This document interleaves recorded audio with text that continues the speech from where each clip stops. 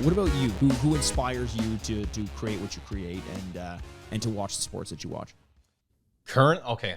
I got to do two. We got to do childhood and then current. So okay, that works. Childhood: Darcy Tucker, Ty Domi, Matt Sundin, Alex McGillney, Cujo.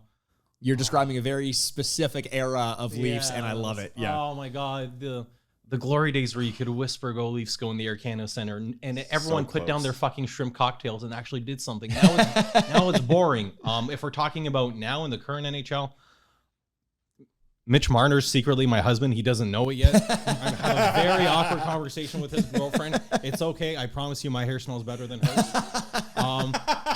I love Wayne Simmons. I love JT. I love Matthews. I love Matthews' aesthetic. I love the fact that he's doing something different. Yeah. And I hate that these guys are like, oh, he's wearing ankle socks. Yeah. This is the changing of the guards for an era of hockey. This is when people our age start to look down on the aesthetic of a younger player. He's...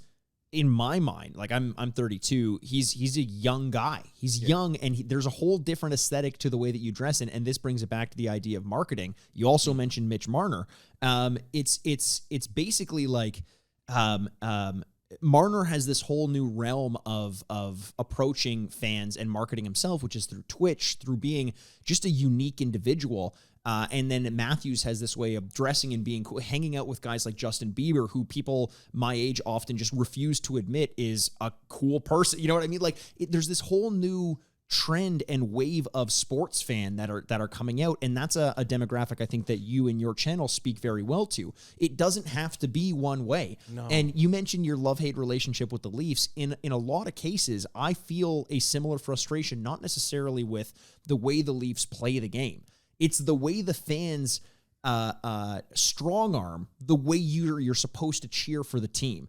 You know, I talked to a good friend of mine, my co-host on the Retrograde podcast, Andrew Bascom, and we talk a lot about how in hockey we so desperately want personality, and yet we go out of our way to stifle it. Yeah. And this is a good example. When Marner does a weird dance on Twitch, people are like, that's not what a hockey player does. Oh, when Matthews wears his ankle socks, they're like, that's not how a hockey player dresses. Let the athletes be what they want. Let's let them market themselves in a way that's unique to them. If you don't like it, then have reverence for the past. William Nylander wants to post shirtless on Instagram, you're just fucking jealous because he's hot. Leave Willie alone. If I had the body of Willie, I'd be posing shirtless all the time as well. Yeah. Man rock.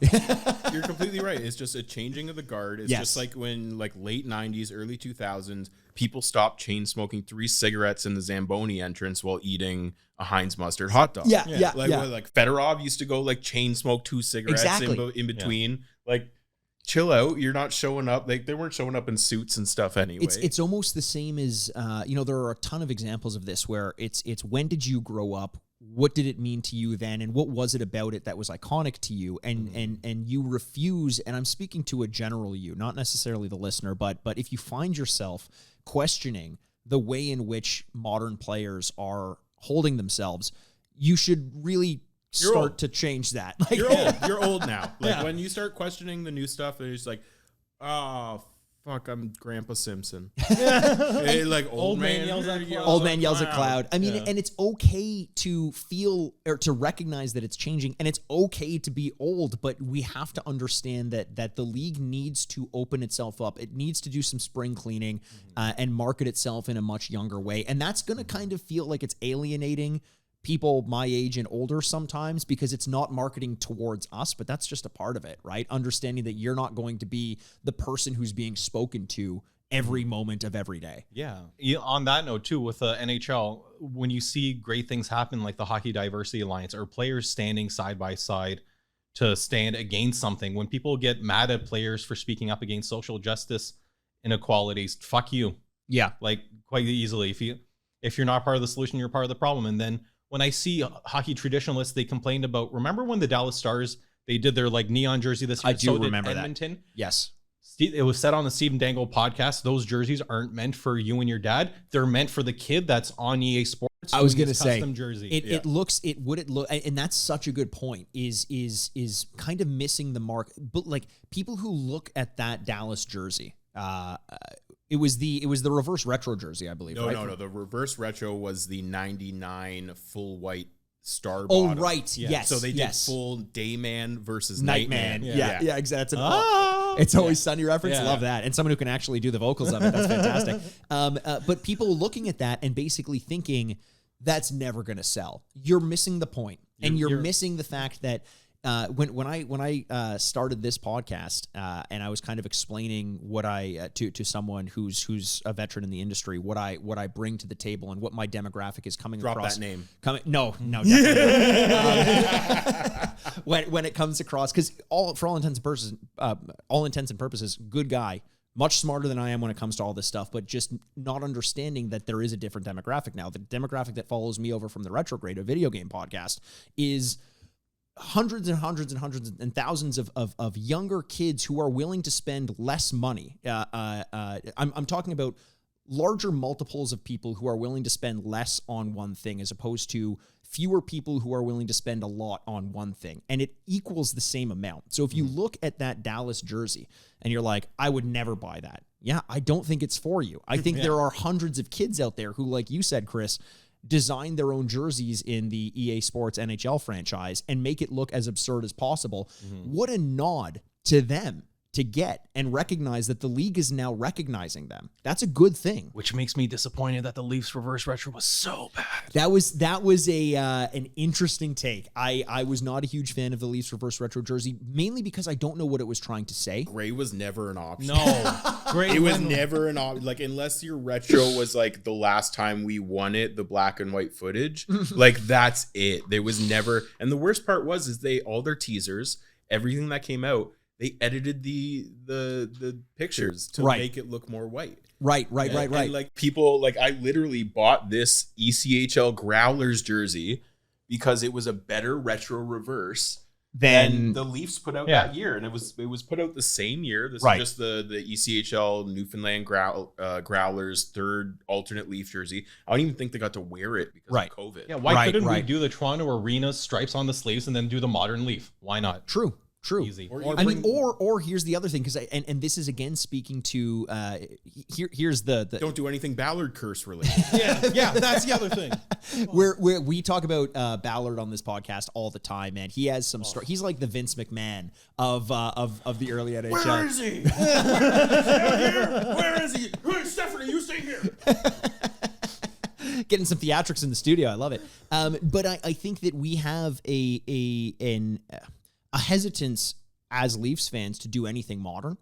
And maybe that was their attempt at it. I don't think so. If it was, it was a miss. So glad you said that. I've been to a Leafs playoff game and a regular season Raptors game. Regular season Raptors will always trump Leafs playoff. Right. The Leafs suck at getting the younger generation excited. I don't want to listen to Hall & Oates when there's a fucking goal. I don't want to see these shitty reverse retros. I don't mind Hall & Oates, for the record. But like, fuck, Leaf games are boring.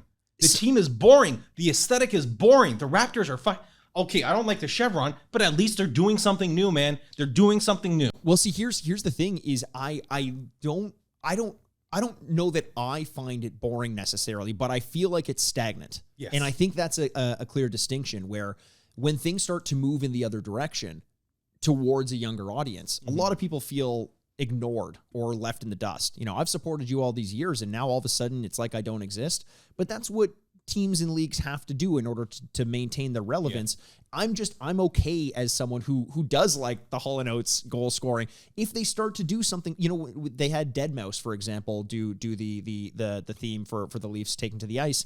And that was, you know, a little bit dated, but an attempt to modernize the aesthetic of the Leafs. EDM's big. Who's big in 2019? Yeah, exactly. That's it. Yeah, Ghosts and stuff. That was it. It was a hit of 2007. Yeah, exactly. But at least it's an attempt to push things forward by someone who probably did grow up with Deadmau5, maybe lost a little bit of touch, had a recommendation to do it, and they took a swing and they missed. And I think something, you know, working for, I don't know a ton about the Dallas Stars organization, but I imagine that it's probably a little bit easier to pitch something new when you don't have the history of an original six team. And I think that's a clear issue, is we love as Leafs fans to really focus on the fact that we've been here the longest. You know, why would we push things forward when we've been here? And I think that's a dangerous mentality to have. Thank you so much for watching this clip of the Sign Off, a Frameworth podcast. Just a reminder that we have full episodes of the Sign Off available wherever you get your podcasts, on iTunes, Stitcher, Spotify, Google Podcasts, and more. Make sure to like and subscribe on whichever platform you use. You can find us on Twitter at Frameworth Sport or on Instagram at Frameworth Sports. And hey, if you're not sick of me yet, you can find me on Twitter at Retrograde Mikey.